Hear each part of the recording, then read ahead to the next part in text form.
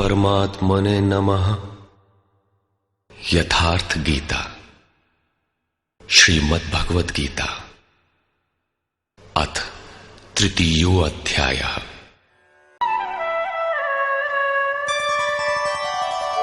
एवं प्रवर्तितं चक्रं नानुवर्तयति हयः अघायुरिन्द्रिया रामो मोघं पार्थ सजीवति।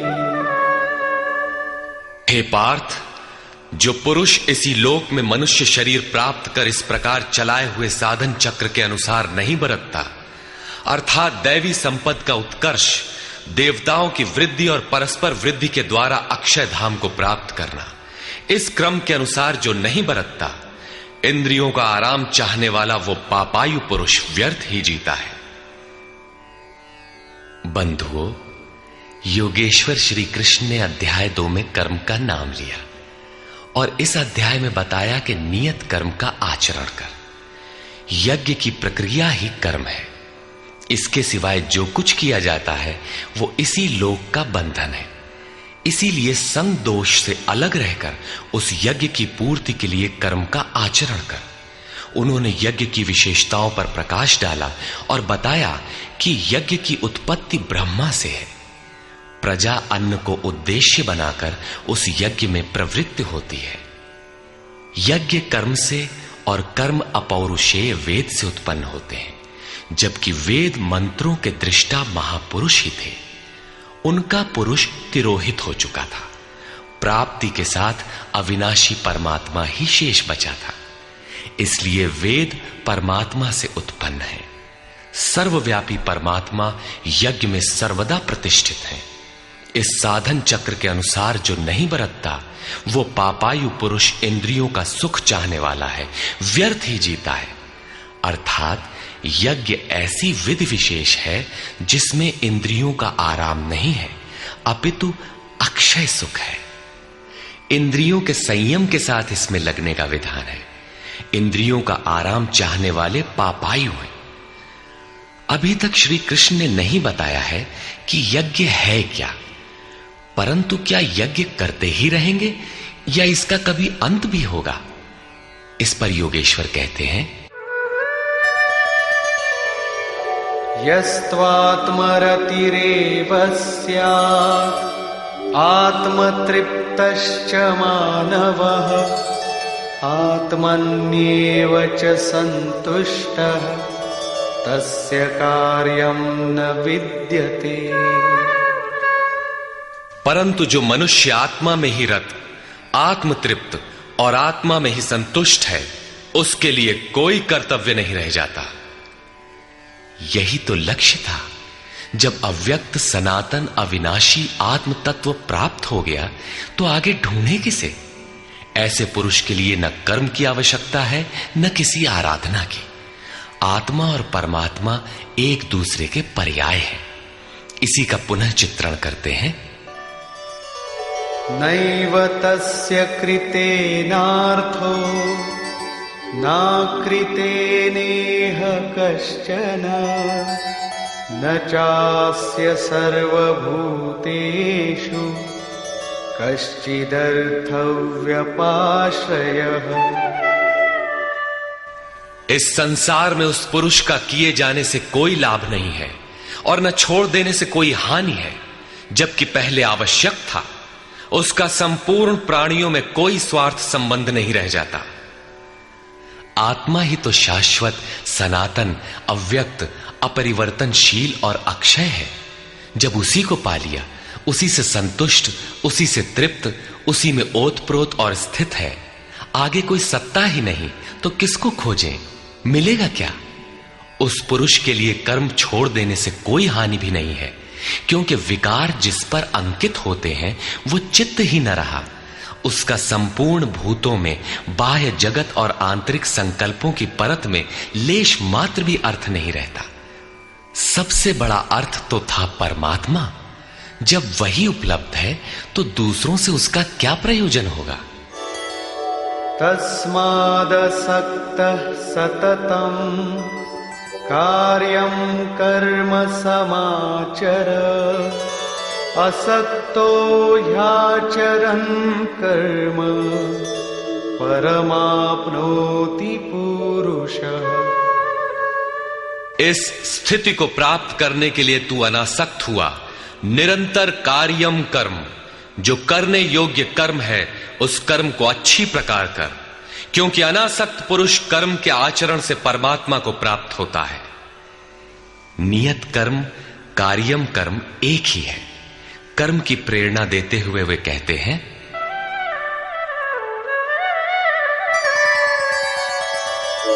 कर्मणैव हि संसिद्धिम् आस्थिता जनकादयः लोकसंग्रहमेवापि संपश्यन् कर्तुमर्हसि। जनक माने राजा जनक नहीं, जनक जन्मदाता को कहते हैं। योग ही जनक है, आपके स्वरूप को जन्म देता है, प्रकट करता है। योग से संयुक्त प्रत्येक महापुरुष जनक हैं। ऐसे योग संयुक्त बहुत से ऋषियों जनकादयः, जनक इत्यादि ज्ञानी जन महापुरुष भी कर्मणा एव संसिद्धिम, कर्मों के द्वारा ही परम सिद्धि को प्राप्त हुए हैं। परम सिद्धि माने परम तत्व परमात्मा की प्राप्ति। जनक इत्यादि जितने भी पूर्व में होने वाले महर्षि हुए हैं, इस कार्यम कर्म के द्वारा जो यज्ञ की प्रक्रिया है, इस कर्म को करके ही संसिद्धिम परम सिद्धि को प्राप्त हुए। किंतु प्राप्ति के पश्चात वे भी लोक संग्रह को देखकर कर्म करते हैं, लोकहित को चाहते हुए कर्म करते हैं। अतः तू भी प्राप्ति के पश्चात लोकनायक बनने के लिए कार्य करने के ही योग्य है। क्यों? यद्यदाचरति श्रेष्ठः तत्तदेवेतरो जनः स यत्प्रमाणं कुरुते लोकस्तदनुवर्तते। श्रेष्ठ पुरुष जो जो आचरण करता है, अन्य पुरुष भी उसके अनुसार ही करते हैं। वो महापुरुष जो कुछ प्रमाण कर देता है, संसार उसका अनुसरण करता है। पहले श्री कृष्ण ने स्वरूप में स्थित आत्मतृप्त महापुरुष की रहनी पर प्रकाश डाला कि उसके लिए कर्म किए जाने से न कोई लाभ और न छोड़ने से कोई हानि। फिर भी जनकादि कर्म में भली प्रकार बरतते थे। वहां उन महापुरुषों से श्री कृष्ण धीरे से अपनी तुलना कर देते हैं कि मैं भी एक महापुरुष हूं। न मे पार्थास्ति कर्तव्यम् त्रिषु लोकेषु किंचन नानवाप्तमवाप्तव्यम् वर्त एव च कर्मणि। हे पार्थ, मुझे तीनों लोकों में कोई कर्तव्य नहीं है। पीछे कह आए हैं कि उस महापुरुष का समस्त भूतों में कोई कर्तव्य नहीं है। यहां कहते हैं तीनों लोकों में मुझे कुछ भी कर्तव्य शेष नहीं है, तथा किंचन मात्र प्राप्त होने योग्य वस्तु अप्राप्त नहीं है। तब भी मैं कर्म में भली प्रकार बरतता हूं। क्यों? यदि हम न वर्तेयम् जातु कर्मण्यतन्द्रितः मम वर्त्मानुवर्तन्ते मनुष्याः पार्थ सर्वशः। क्योंकि यदि मैं सावधान होकर कदाचित कर्म में न बरतूं तो मनुष्य मेरे बर्ताव के अनुसार बरतने लग जाएंगे। तो क्या आपका अनुकरण भी बुरा है? श्री कृष्ण कहते हैं हां। उत्सीदेयुरिमे लोका न कुर्यां कर्म चेदहम् संकरस्य च कर्ता स्याम् उपहन्यामिमाः प्रजाः। यदि मैं सावधान होकर कर्म न करूं तो ये सब लोग भ्रष्ट हो जाएं और मैं संकरस्य वर्ण संकर का करने वाला हूं तथा इन सारी प्रजा का हनन करने वाला, मारने वाला बनूं। स्वरूप में स्थित महापुरुष सतर्क रहकर यदि आराधना क्रम में न लगे रहें तो समाज उनकी नकल करके भ्रष्ट हो जाएगा। महापुरुष ने तो आराधना पूर्ण करके परम नैष्कर्म्य की स्थिति को पाया है। वे न करें तो उनके लिए कोई हानि नहीं है, किंतु समाज ने तो अभी आराधना आरंभ ही नहीं की। पीछे वालों के मार्गदर्शन के लिए ही महापुरुष कर्म करते हैं। मैं भी करता हूं। अर्थात श्री कृष्ण एक महापुरुष थे, न कि बैकुंठ से आए हुए कोई विशेष भगवान। उन्होंने कहा कि महापुरुष लोक संग्रह के लिए कर्म करता है, मैं भी करता हूं। यदि न करूं तो लोगों का पतन हो जाए, सभी कर्म छोड़ बैठेंगे। मन बड़ा चंचल है, ये सब कुछ चाहता है, केवल भजन नहीं चाहता। यदि स्वरूपस्थ महापुरुष कर्म न करें तो देखा देखी पीछे वाले भी तुरंत कर्म छोड़ देंगे। उन्हें बहाना मिल जाए कि ये भजन नहीं करते, पान खाते हैं, इत्र लगाते हैं, सामान्य बातें करते हैं, फिर भी महापुरुष कहलाते हैं। ऐसा सोचकर वे भी आराधना से हट जाते हैं, पतित हो जाते हैं। श्री कृष्ण कहते हैं कि यदि मैं कर्म न करूं तो सब भ्रष्ट हो जाए और मैं वर्ण संकर का कर्ता बनूं। स्त्रियों के दूषित होने से वर्ण संकर तो देखा सुना जाता है। अर्जुन भी इसी के भय से विकल था कि स्त्रियां दूषित होंगी तो वर्ण संकर पैदा होंगे। किंतु श्री कृष्ण कहते हैं यदि मैं सावधान होकर आराधना में लगा न रहूं तो वर्ण संकर का कर्ता हूं।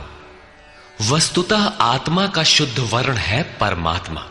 अपने शाश्वत स्वरूप के पथ से भटक जाना वर्ण संकरता है। यदि स्वरूपस्थ महापुरुष क्रिया में नहीं बरतता तो लोग उनके अनुकरण में क्रिया रहित हो जाएंगे, आत्म पथ से भटक जाएंगे, वर्ण संकर हो जाएंगे, वे प्रकृति में खो जाएंगे।